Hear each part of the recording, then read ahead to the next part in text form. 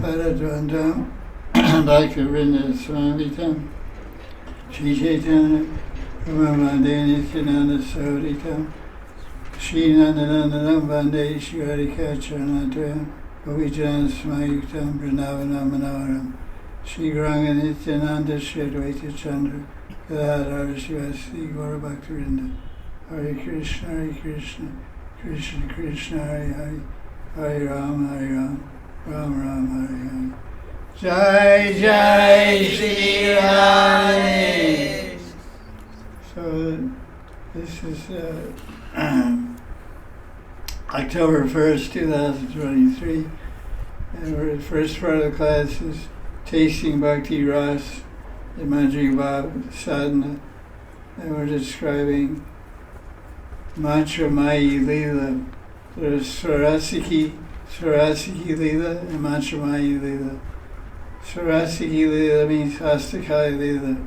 Mantra Mayi Lila means Yogapith meditation, which is something many parivars of Gaudiya Sampradaya they give their disciples to meditate on Krishna and his associates in Vrindavan, and Gauranga and his associates in Navadvip, in a mandir in the center of Navadvip, in the center of Vrindavan, and that's called Yogapith. And then Mantramayi means you worship there with the Diksha mantras. You do puja there, mental puja there, and then you chant your Diksha mantras. So Kundri Haridas Babaji explains,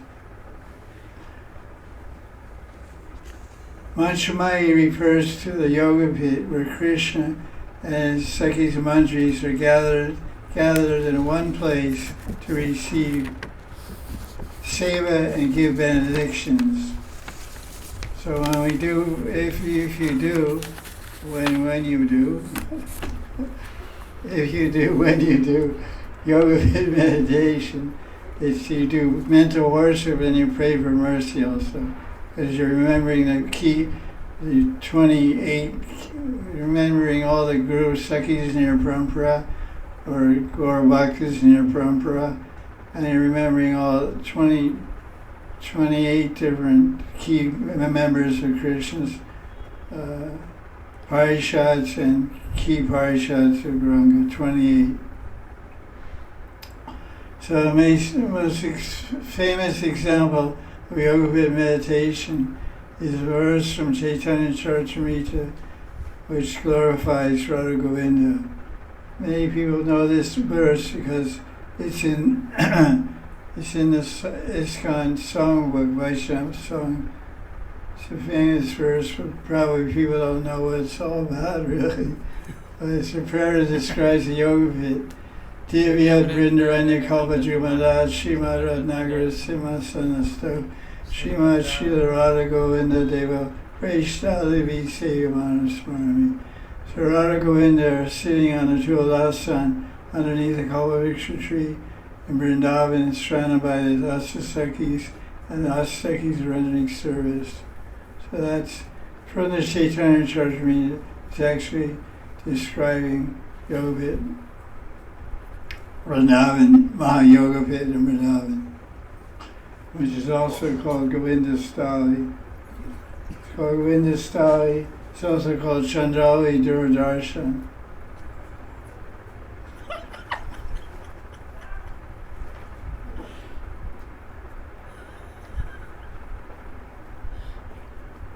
Gautamiya Tantra describes different names for the Vrindavan Yogapith. It's called Mahayogapith, Shinghar Mandap, and Chandrali Durdarshan, which means it's very difficult. Darshan means see and Dur means far. It means difficult to see. Chandrali doesn't get too close to Radha Krishna's Yogapith. She maybe has her own, but there's no description of that. So there's a famous bhajan by Narottam Das Thakur in his Prarthana, which is also well known to most Gaudiya Vaishnavas. It also is a point-by-point description of the Yogapith. Vrindavana Ramya Sthana. Divya Chintamani Dham. Vishnu Jan Swami, a famous sannyasi from the 1970s in ISKCON, used to sing this tune in a very romantic raga. And nighttime when Thakurji was taking rest, Radha Krishna taking rest, Radha Damodar. Vrindavana Ramyastana. Yeah, it was very nice. And Prabhupada heard him in 1972 in Los Angeles Temple. Prabhupada his room was right above the deities, a little to the side. But it was basically his room was above the temple room. And it's still there in Los Angeles, ISKCON. And this is 9:30 at night. And Mr. John, he's alone playing harmonium, singing this beautiful romantic raga. And Prabhupada heard that. And he said, who is singing that? And he said, Vishnu John. And he said something like, he sings like a Gandharva or something like that. So Prabhupada liked it very much.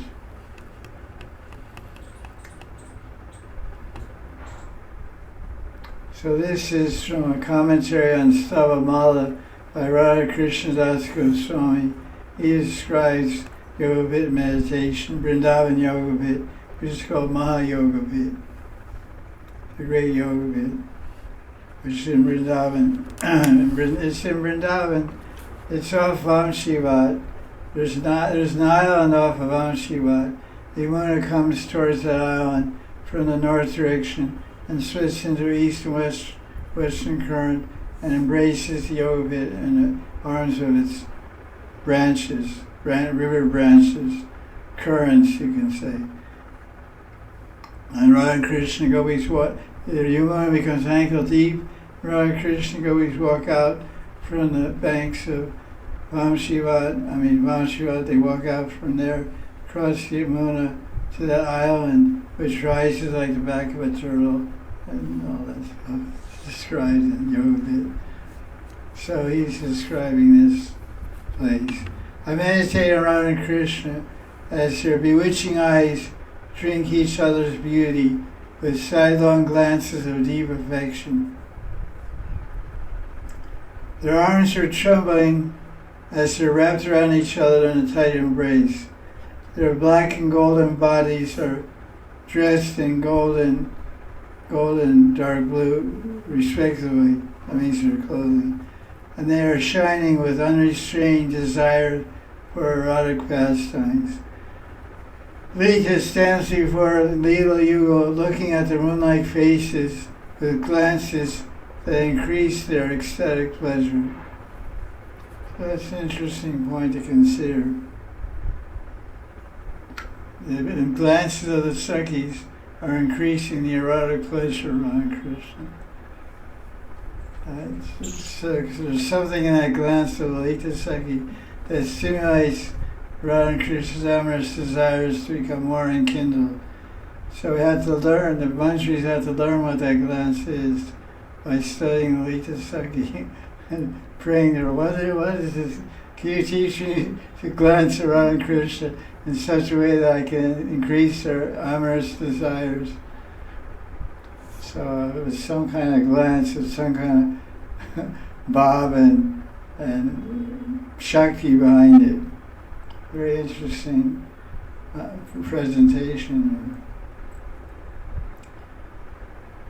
And while Lalita is glancing at Radha Krishna, increasing their ecstatic pleasure, all the while she's chasing away greedy bumblebees with a lotus in her hand.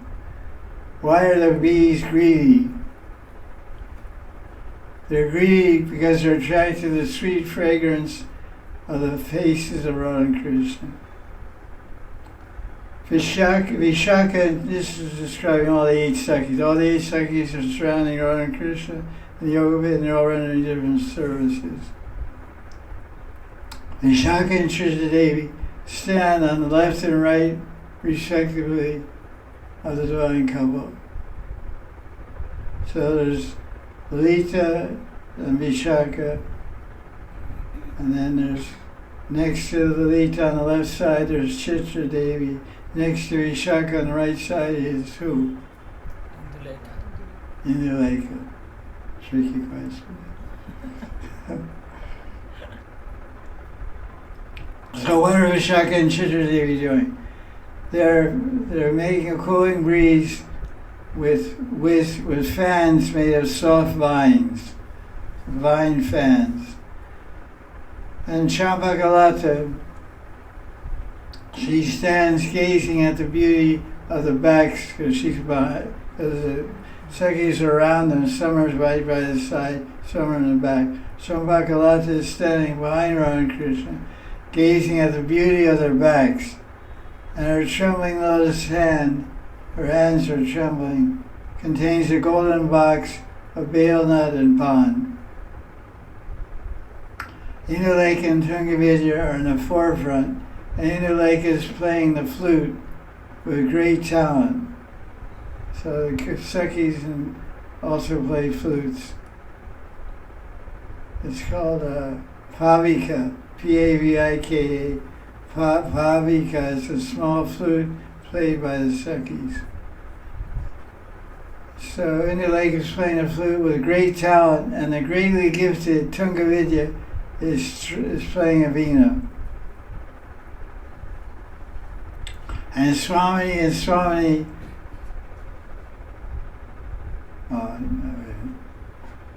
Tungavidya is playing veena and singing in sweet tones. Thus they increase the pleasure of the divine couple. Rangadevi is trembling, and she's immediately to the left of Radha, and Sudevi is to Krishna's right. They carefully wipe the tears and perspiration from the faces of Radha and Krishna with the corners of their fine, soft saris. These saris are pretty useful. You see how when Krishna comes back from Gochar, it's called Uttar Gosta Lila, he comes back with all the cows and cowherd boys in Nandagram as they're passing through Barsana or Yavit, depending on where Radharani is at the time. Now she's in Yavit, she moved back to Yavit. She was in Barsana for Krishna's birthday and Balaram's birthday and her birthday and Rakhi and all those holidays. Now and for Holi and everything. Now, for all these all these different pujas, brothers and sisters. Now she's back in Yavit. So when Krishna gets home, Mother Yashoda also cleans. She cries so much when she sees him. And she used those tears as she's crying as her sari to wipe the dust from Krishna's face. So the saris are always coming in handy. Just like the hair of the Sakhis and Manjaris. What do they use the hair for? Hair is that if you have a braid down to your knees, it's a great broom. It's a great jar, a case jar. So you can clean Radharani's bathroom with it, and also use it as a duster to dust off the bottom of Radharani's feet when she's going into Kunja, because maybe that Sakhi Manjari knows that Krishna's going to put Radharani's feet on his head, so she wants to get all the dust off her feet. So these saris are helpful, and hair is also useful. Have to grow your hair.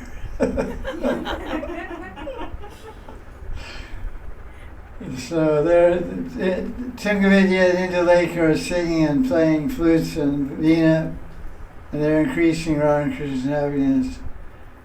And Rangadevi is wiping, and Sudevi. Who are Rangadevi and Sudevi?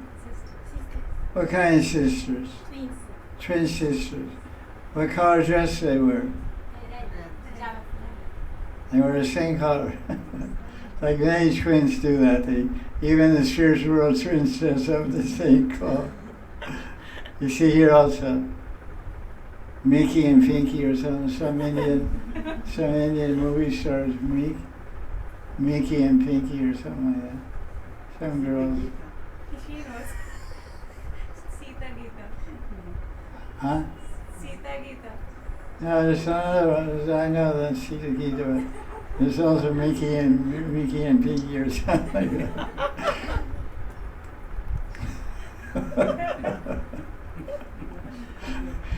Jai Sri Radhe.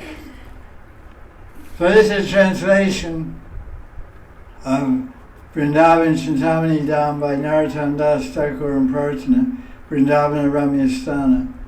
And that sthana, that delightful, beautiful place of Vrindavan, it's all made of Chintamani. Chintamani means thought gems. There's a delightful jeweled temple surrounded by the Yamuna River, which is filled with golden lotus flowers and playing swans.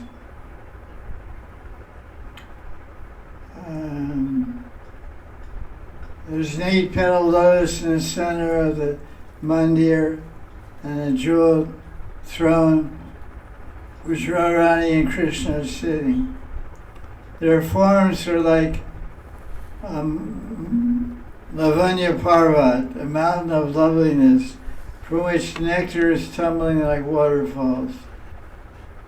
In other words, waterfalls of nectar are falling from the sweet, beautiful forms of Radha and Krishna. Radha and Krishna are laughing and joking and conversing together. Narottam Das says, the eternal pastimes of Krishna are full of happiness. May they always manifest in my mind. There's another song by Srup Das describing Vrindavan Yogapith. That's basically the same thing. I know it tells other things also. He says, all glories to Divya Dham Vrindavan, which is a place of Krishna Lila, and it's auspicious for everyone everywhere. At Vrindavan there's an eternal rasa dance. And the Yogapith, Radharani, and all her Sakhis, chief Sakhis, are encircling a mandal. Radha, Madan, Mohan are extravagantly dressed, though prepared to dance as though they're dressed like dancing actors on a stage. In every direction around the divine couple, Sakhis and Manjaris are eagerly awaiting some order or indication to do seva. Some Sakhis fan Radha and Krishna with chamaras while gazing at their lovely faces and hearing their sweet conversations. By seeing and hearing Radha and Krishna, the Sakhi Manjaris think that their eyes and ears have found fulfillment. Some Sakhis and Manjaris are stringing garlands of malati flowers, which they place on Radha and Krishna's necks, and others are serving in various other ways. Srup Das prays, when will the devoted Manjaris of Radharani give me a place amongst them as her maidservant? So that's all for today. Now, let's start a new file.